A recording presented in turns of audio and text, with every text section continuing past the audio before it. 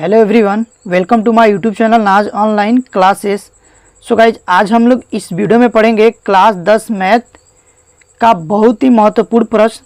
ठीक है, जो कि ये चीज़ मैं इस वीडियो में बताने वाला हूँ, ये बहुत ही ज़्यादा इम्पोर्टेंट है एग्ज़ाम पॉइंट व्यू से।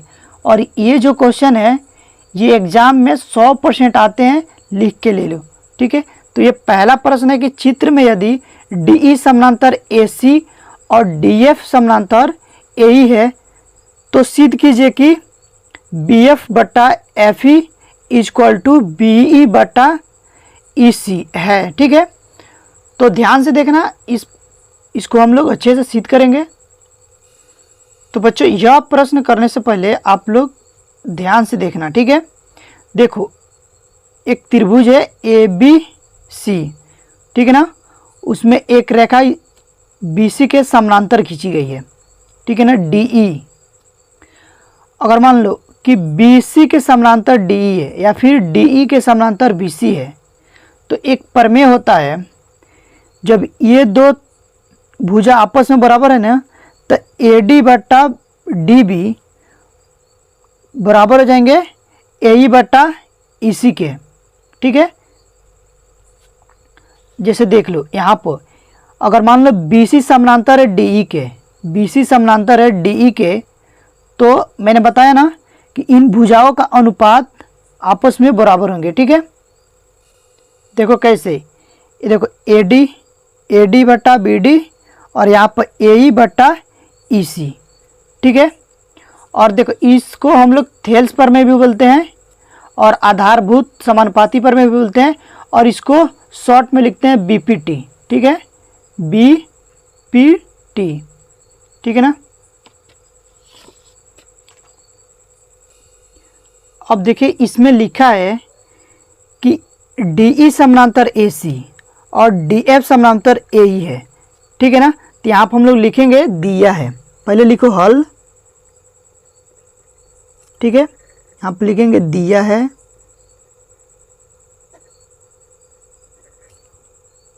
दे दिया आप DE समानांतर AC व DF समानांतर AE। ठीक है, और सिद्ध क्या करना है,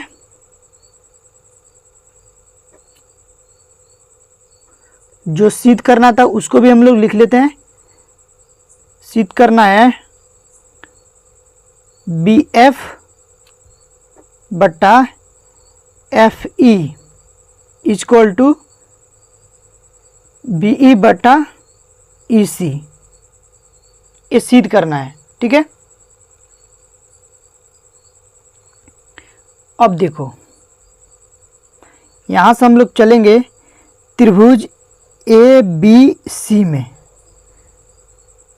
त्रिभुज ABC में, ABC में इसमें दिया आप है DE समानांतर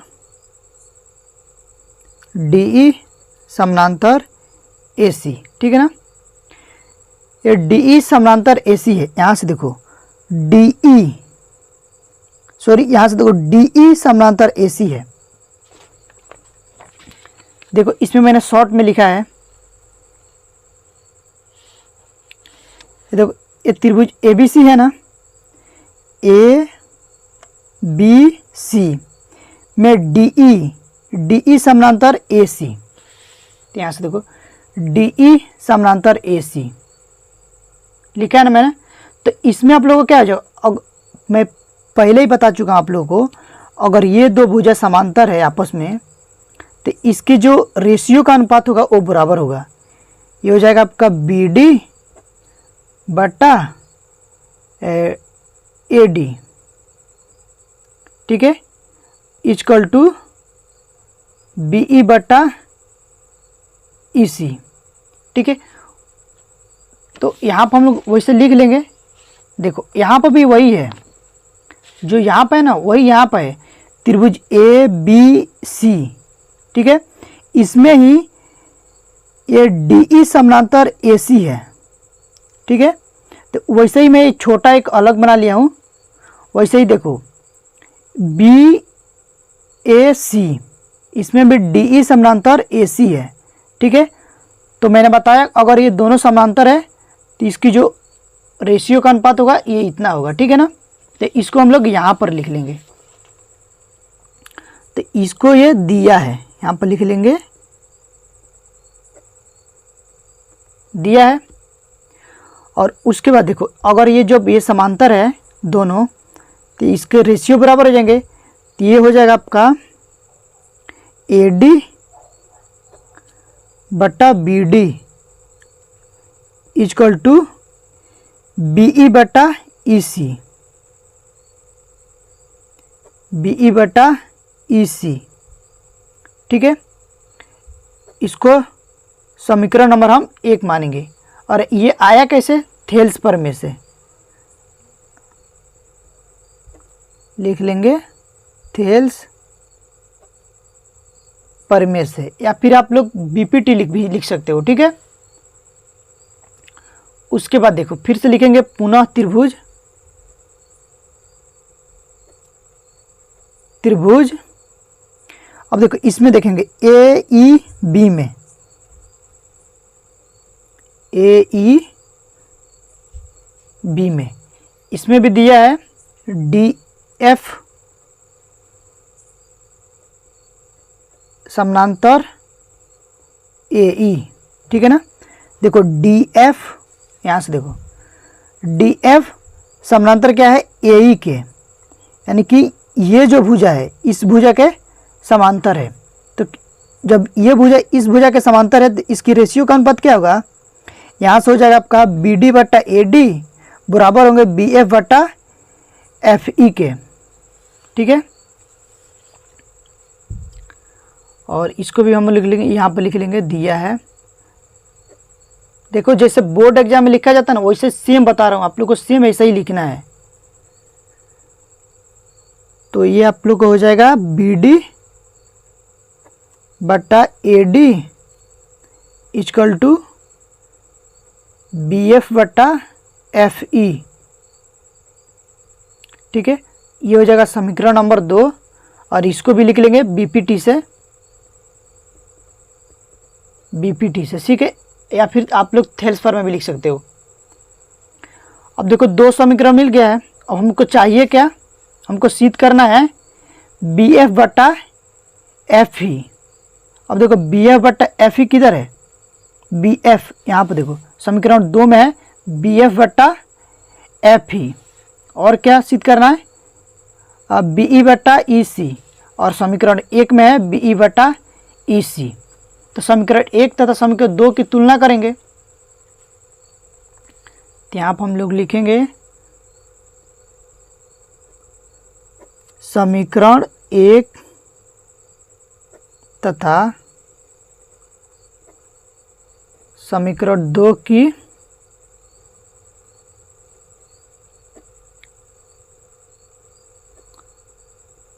तुलना करने पर, ठीक है। जब देखो तुलना करेंगे तो ये इधर सेम है, यहाँ पर भी AD बटा BD और यहाँ पर भी AD बटा BD, ठीक है। आप AD बटा BD लिखो या फिर BD बटा AD लिखो, चाहे AD बटा BD लिखो, बात सेम ही है, ठीक है। जब इसका तुलना करेंगे तो ये इसके बराबर हो जाएगा और ये इसके बराबर होता है, ये इसके बराबर का तक कट जाएगा। और इसको जब बराबर रखेंगे तो ये आप लोग को हो जाएगा BE बटा EC इक्वल टू BF बटा FE, ठीक है।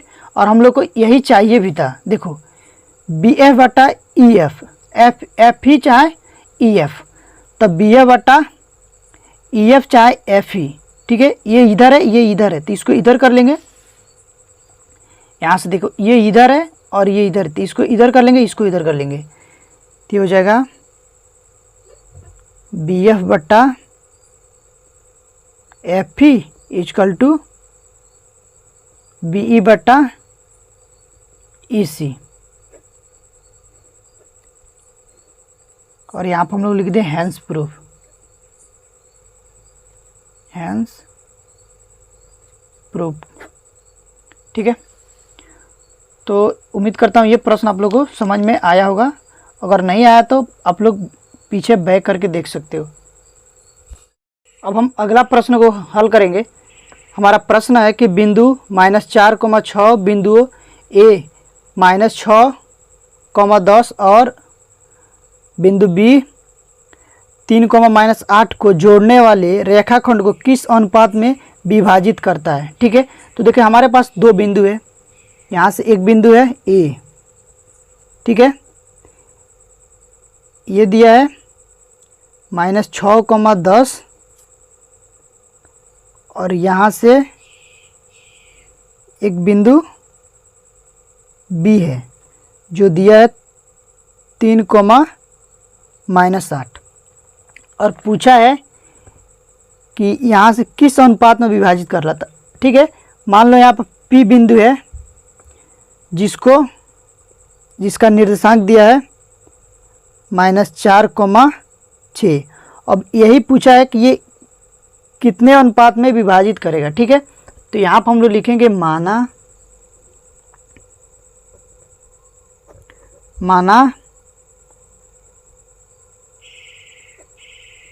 बिंदु P 4,6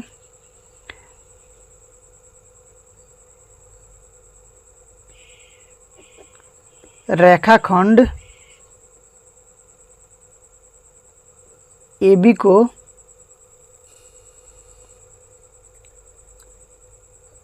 M1 तथा M2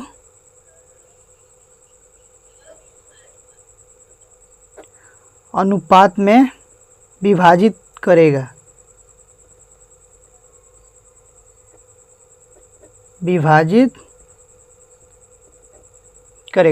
ठीक है, जैसे मान लो कि यहाँ पर ये दिया है ना, इसको मान लो x1, इसको y1, इसको x2 और इसको y2, और ये जो निर्देशांक है ना इसका, ये x और y है, x, y। ठीक है, तो यहाँ से हम लोग लिखेंगे x1 बराबर -6 और x2 बराबर 3, y1 बराबर 10 और y2 बराबर -8। ठीक है, और x बराबर -4 हो जाएगा और y बराबर यहाँ से 6। ठीक है, अब लिखेंगे विभाजन सूत्र से।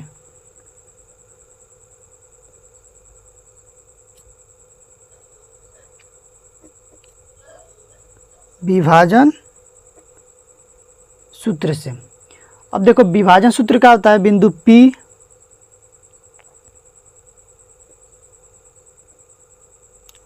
x, y बराबर हो जाएगा, ये आप लोग को ये हो जाएंगे M1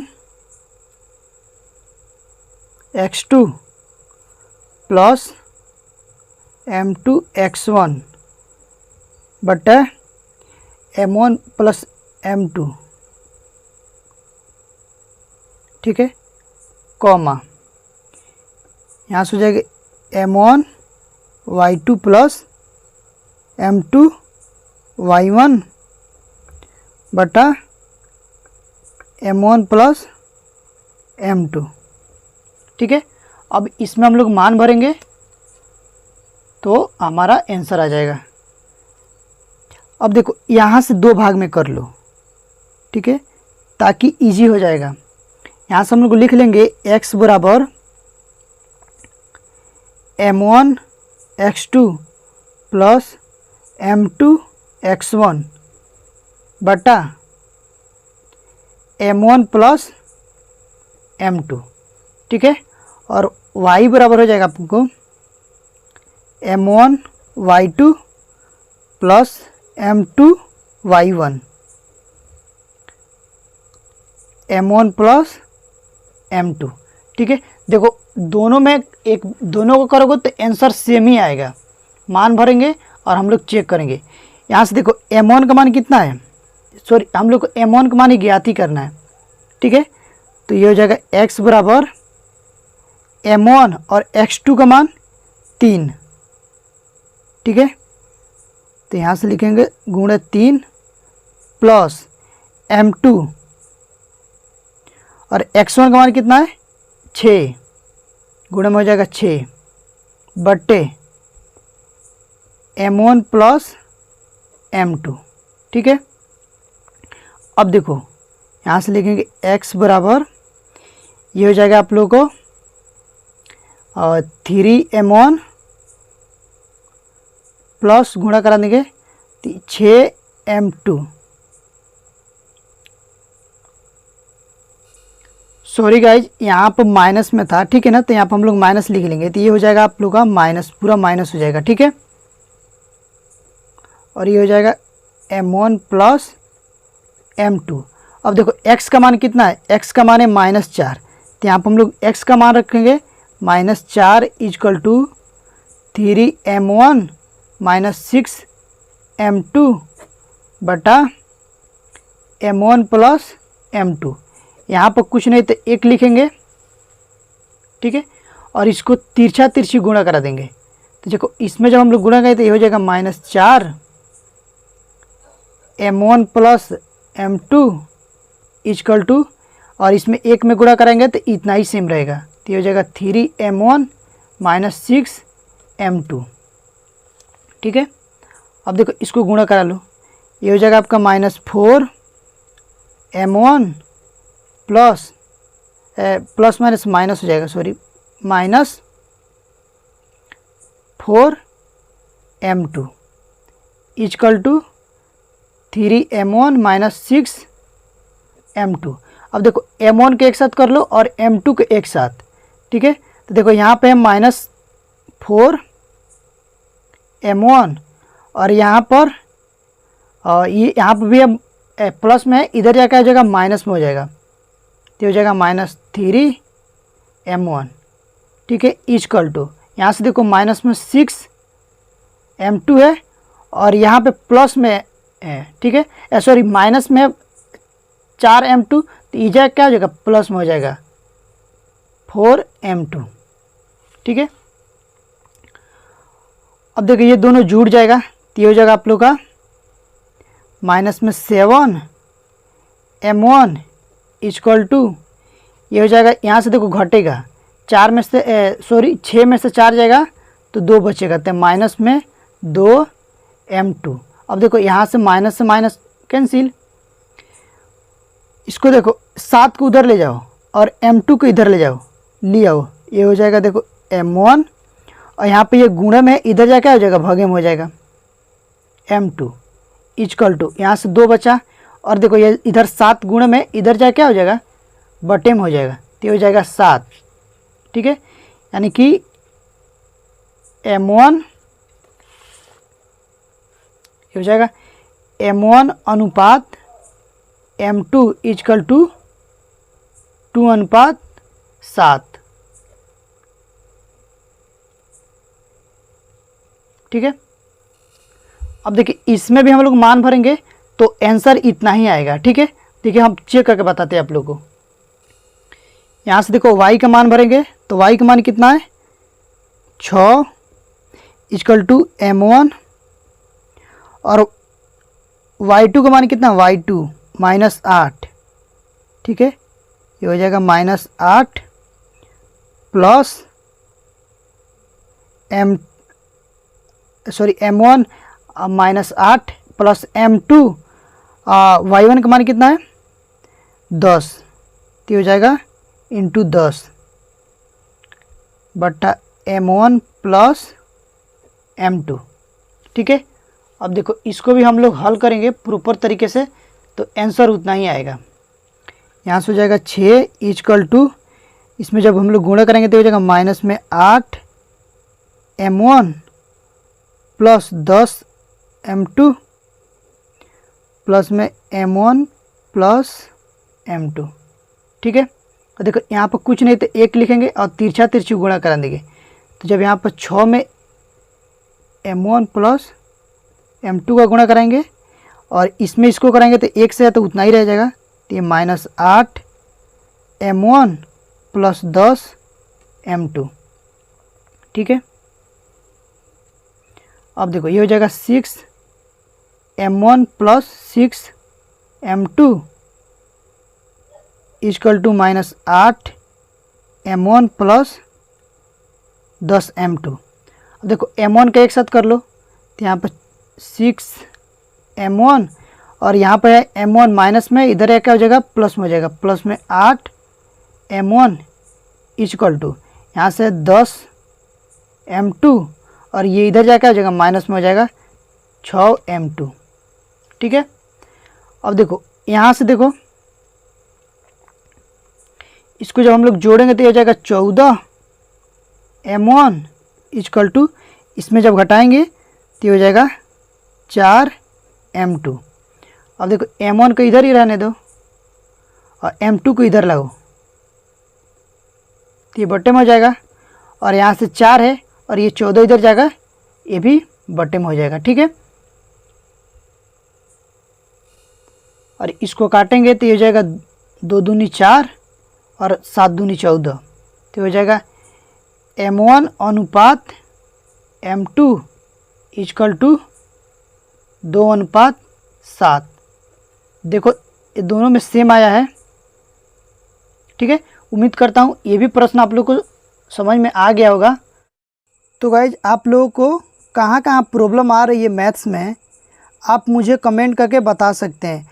मैं आप लोगों को प्रॉब्लम को ज़रूर सॉल्व करने की कोशिश करूँगा। ठीक है, तो आप लोग प्लीज़ लाइक करें और हमारे चैनल पर पहली बार विजिट किए तो सब्सक्राइब जरूर करें। प्लीज़ यार, आप लोग से एक ही तो मांग है कि लाइक कर दे। प्लीज़ यार लाइक कर दे। आप लोग को एक लाइक मुझे कितना मोटिवेट करती है आप लोग को मैं बता नहीं सकता। तो प्लीज़ आप लोग लाइक ज़रूर किया करें। ठीक है, और आप लोग कमेंट करके बता सकते हैं। आप लोग को जहाँ भी प्रॉब्लम होगा मुझे कमेंट कर देगा। आप लोग अगर कमेंट करते हो तो आप लोग को डिमांड से मैं वीडियो बनाऊंगा। ठीक है, आप लोग को किस टाइप से वीडियो चाहिए और किस सब्जेक्ट में आप लोग को प्रॉब्लम आ रही है वो आप लोग मुझे कमेंट करके बता सकते हैं। और गाइज एक बात और आप लोग जान लो, मेरा एक टेलीग्राम चैनल है जिसका नाम है नाज ऑनलाइन क्लासेस। नाम से सर्च करोगे टेलीग्राम पर तो वो आ जाएगा। ठीक है, तो वहाँ से आप लोग ज्वाइन कर लेना। इसका जितना भी नोट्स होगा ना मैं टेलीग्राम पर आप लोग को दे दूंगा अगर आप लोग को नोट्स चाहिए तो। ठीक है, तो गाइज आइए अब हम लोग नेक्स्ट प्रश्न को करते हैं। तो बच्चों ये अगला प्रश्न है, निम्नलिखित बारंबारता सारणी से माध्य ज्ञात कीजिए। ठीक है, और यहाँ पे वर्ग अंतराल दे दिया है 40 से 45, 45 से 50, 50 से 55 और 55 से 60, 60 से 65, 65 से 70 और 70 से 75। ठीक है, और यहाँ पे बारंबारता दे दिया 2, 3, 8, 6, 6, 3, 2। ठीक है, तो इसको हम लोग पहले चार्ट बना लेते हैं। तो गाइज माध्य ज्ञात करने के लिए ऐसे आप लोगों को चार्ट बना देना है जिसमें वर्ग अंतराल लिखना है और बारंबारता लिखना है और एक यहाँ पर लिखना है संचयी बारंबारता। ठीक है, संचयी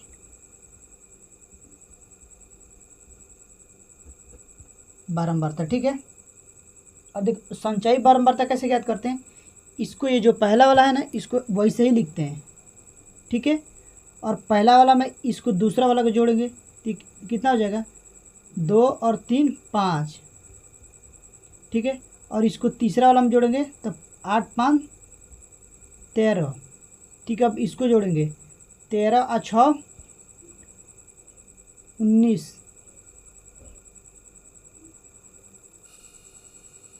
ठीक है, और 19 में कितना जोड़ेंगे 6 तो हो जाएगा 25।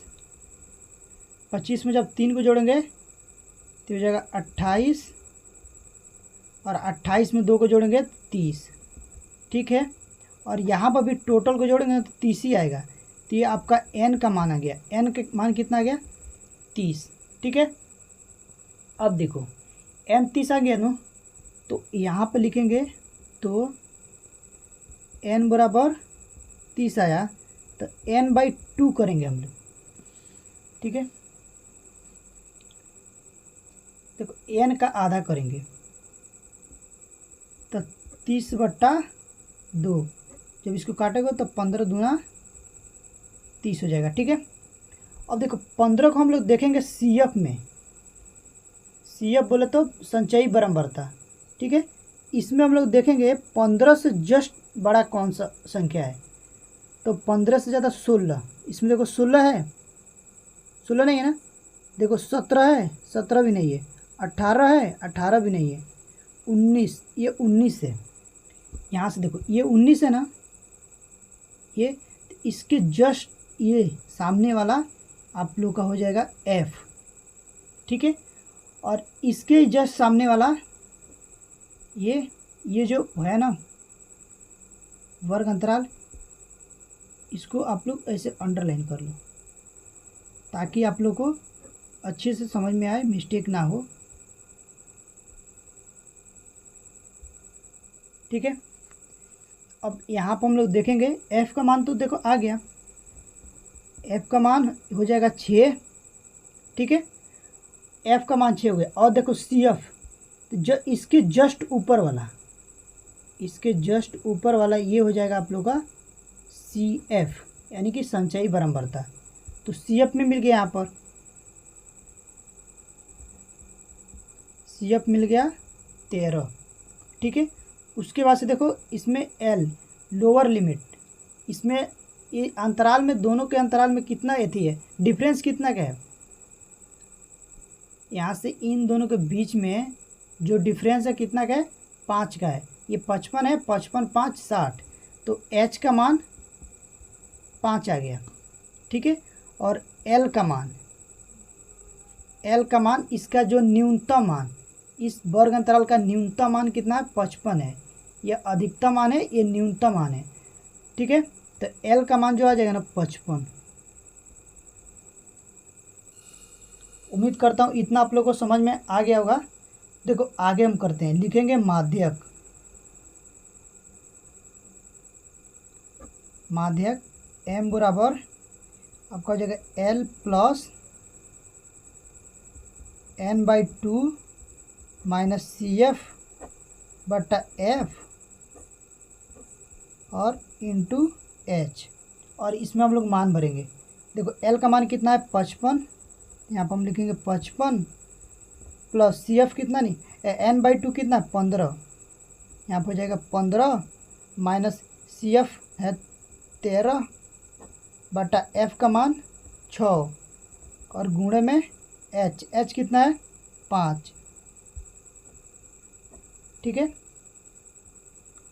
अब देखो ये हो जाएगा 55 प्लस 15 में से 13 जाएगा तो 2 बटा 6 गुणे 5। अब देखो इसको काट लेंगे, 2 एकम 2 और 2 तिहाई 6। ठीक है ना, तो हो जाएगा 55 प्लस, इसमें गुणा कराने देंगे तो ये 5 एकम 5 हो जाएगा, 5/3। और यहाँ पर कुछ नहीं तो 1 लिखेंगे और ये 3 आ जाएगा लसा पर। ठीक है ना, तो 3 एकम 3 3 बार में जाएगा, तो 3 से इसमें गुणा करेंगे तो हो जाएगा 5 तिहाई 15, 15 का 5, फिर 5 तिहाई 15 और 1 16, 165 प्लस 5। ठीक है ना, अब देखो 165 और प्लस 5 तो कितना हो जाएगा, 170। 170/3। ठीक है ना, अब देखो इसको 3 से काटेंगे, यहाँ पर 3 से भाग देंगे, 3 में 170 में भाग देंगे तो हो जाएगा 5 तिहाई 15 और 7 में से 5 गया 2, 1 कट जाएगा, यहाँ से उतरेगा 0 और 6 3 18 और 20 में से सॉरी यहाँ से 10 में से 8 जाएगा 2 और ये कट जाएगा। ठीक है, यहाँ से दशमलव लगाएंगे और यहाँ पे 0 बढ़ाएंगे। ठीक है, अब देखो ये फिर से हो जाएगा 6 3 18 और यहाँ पर फिर से 2 बचेगा, ऐसे ही चलता रहेगा। ठीक है, तो यहाँ से हम लोग लिख लेंगे 56.67। ठीक है, तो माध्यक M बराबर क्या आ जाएगा, माध्यक m बराबर 56.67। ठीक है,